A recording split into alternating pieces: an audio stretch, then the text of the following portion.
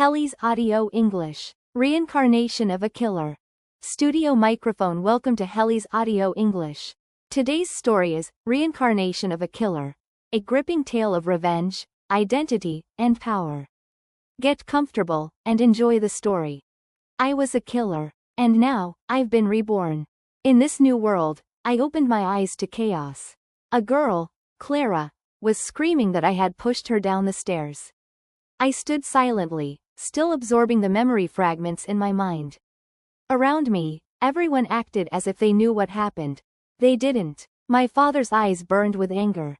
How could I have a daughter as heartless as you? My mother clutched Clara like her own child, tears streaming. If anything happens to your sister, you're out of this house. I remained quiet, rotating my wrist as memories clicked into place. Then, without warning, I grabbed Clara by her hair and slammed her head into the wall. I knew she'd live, barely. Before I arrived in this body, I had been Arya Song, age 24, hunted for killing 8 rapists in 10 days. A screen in the mall showed my face. Wanted, Arya Song, female, 24 years old. Only 8? It was 10. I put on my mask and prepared to leave, but a sudden dizziness struck. Everything went dark. You are listening to the story on Heli's Audio English. A mechanical voice echoed in my head. Host linked. Uploading memory? When I woke up, I was staring at an unfamiliar reflection.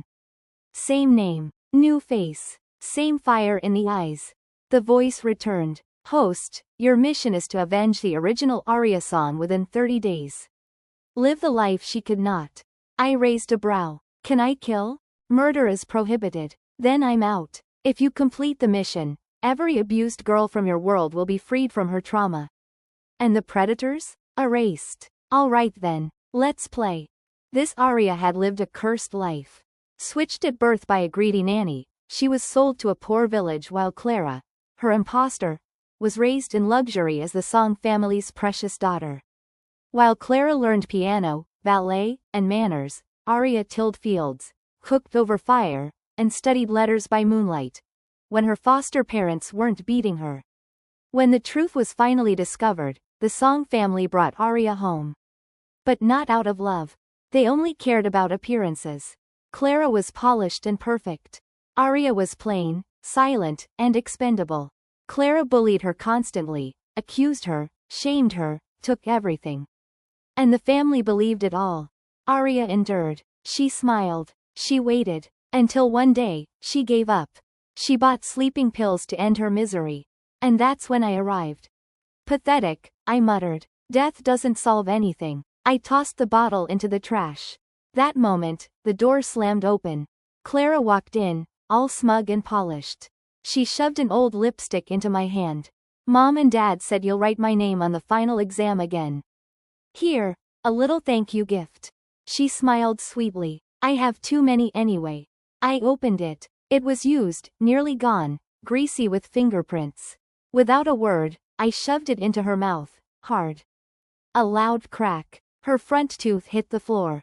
Clara screamed, blood and lipstick mixing on her lips. Her eyes filled with disbelief. Arya, how dare you? I crouched down with a smile, grabbed her head, and slammed it into the floor. Too noisy. Let me help clean your mouth. I stretched and walked out. The Song family didn't know what to do with me. I was tall, 1.7 meters, but scarily thin. Pale from years of malnourishment. I raided the kitchen like a beast and devoured everything I found. Arya had starved for too long. Not anymore. You are listening to the story on Heli's Audio English. As I left the kitchen, Clara limped down the stairs. She saw me, and suddenly dropped to the floor, crying in pain like she'd been attacked. Perfect timing. The front door opened. Mr. and Mrs. Song returned from work. They rushed to her side. Clara, are you hurt? What happened, darling? Clara whimpered, tears flowing on cue. I just wanted to bond with my sister. I gave her my favorite lipstick. But she hit me. She pushed me down. Maybe because I'm adopted. She sobbed louder. Mrs. Song turned to me, furious. How could you hurt your sister like that? She disgusted me. So I hit her, I said flatly. But I didn't push her. That was fake. You monster. Mr. Song roared. I should have never raised you. Clara clung to them, still playing the victim. It's okay, I'm fine. She didn't kill me. I'm still alive. Well then, I whispered, grabbing her hair again and slamming her head into the wall, hard. She went limp before anyone could scream. Dad, I said calmly, if your darling doesn't get to the hospital now, she'll end up brain dead. He froze, then scooped her up and ran. At school, Clara's absence didn't last long. A scar marked her forehead now, an ugly reminder of her defeat.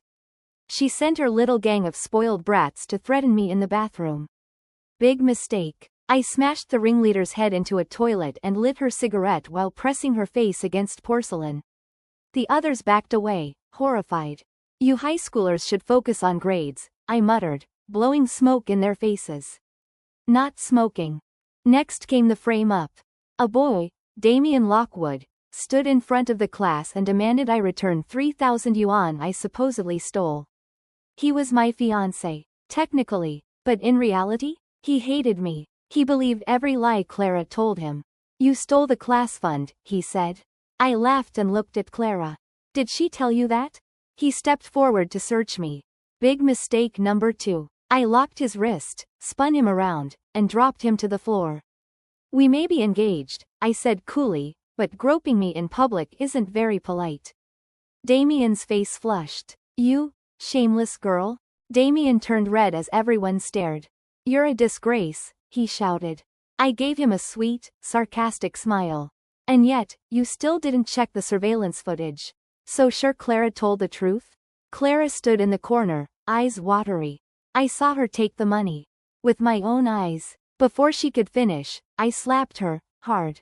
Gasps filled the room. Damien ran to her side, furious. Aria, you're insane. I calmly wiped my hand with a tissue. I'm done playing the weak one, I muttered.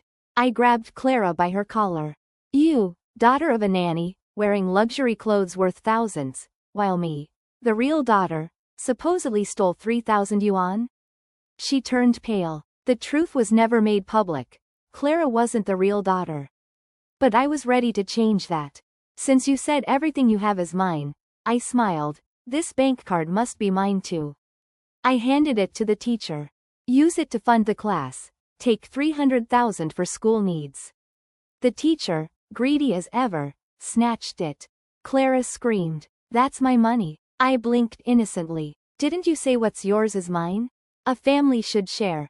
You are listening to the story on Heli's Audio English. At home, Mr. Song hurled an ashtray at me. I caught it mid-air and threw it back. It shattered the glass table. You dare raise a hand at your father? You tried to hit me first.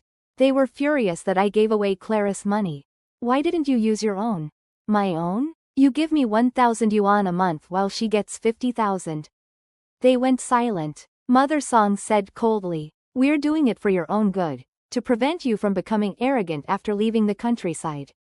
I rolled my eyes. They accused me of taking Clara's fiancé too, of ruining her life. Then came the final exam. Remember, said Mother Song, write Clara's name, like always. Or else. I smirked. No. They exploded. But I had enough. I'll expose her identity. I'll tell the world Clara's not your daughter, and I am. Exam day arrived. I wrote my name proudly, Aria Song. And I crushed it. But when the results came, Clara was listed first. Me? Rank 590. She smirked. Even if you write your name, the results are still mine. I stepped forward. Really? Then tell me, in the math section, why did you say sin theta equals 1 when it was actually cos beta? She froze. And in chemistry, why did you write calcio shit instead of calcium carbonate? The room fell silent. She panicked. I must have made a mistake. I pulled out 2 test papers. Let's both take this now. Live. In front of everyone. Clara backed off, fake coughing. I'm not feeling well. I clicked a button. From my speaker, her recorded voice played loud. Aria, you set me up. You knew our parents switched the papers. You knew everything, didn't you? Students gasped. Her lies were unraveling. Let's go see the principal, I smiled. She refused. So I grabbed her by the collar and dragged her down the hallway, across the floor, passed every stunned student. The principal was fair. After seeing all the evidence, he wrote me a letter clearing my name.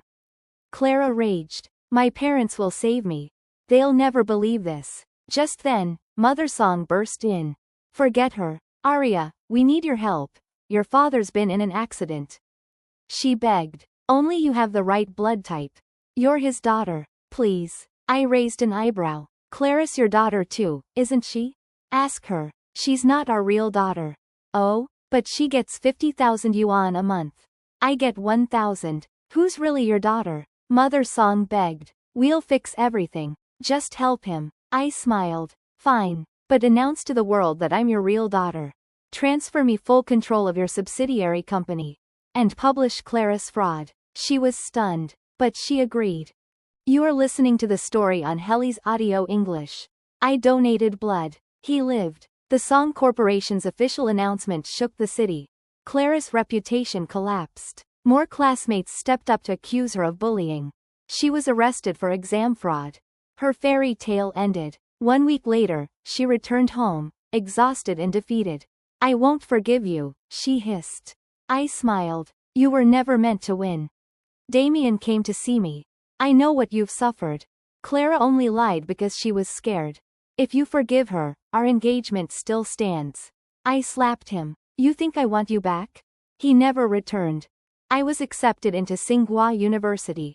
The day the letter arrived, Mr. Song woke up from his coma, and demanded I forgive Clara. I poured him tea. Dad, did Mom not tell you? You already transferred the company to me. His face went pale. He slapped his wife. You ruined everything. I just listened calmly. The main company was a hollow shell. All power had shifted to the subsidiary, which was now mine. Don't worry, Dad. I'll manage it better than you. Also, I added, I sold the house. Donated the money to poor villages, you know, the ones you hate. You planned this? Of course I did, I grinned. Do I make you proud? I walked out as they screamed. I left for Norway, bought a villa by the sea. Sipped wine in the sun. Let the waves carry the past away. Then, the voice returned. Transfer complete. Host, prepare for return. I closed my eyes, smiling. Arya Song, your life is yours again. Take care of it well. Studio microphone. Thank you for listening to Reincarnation of a Killer on Heli's Audio English. If you enjoyed the story, don't forget to like, follow, and stay tuned for more dramatic tales coming soon.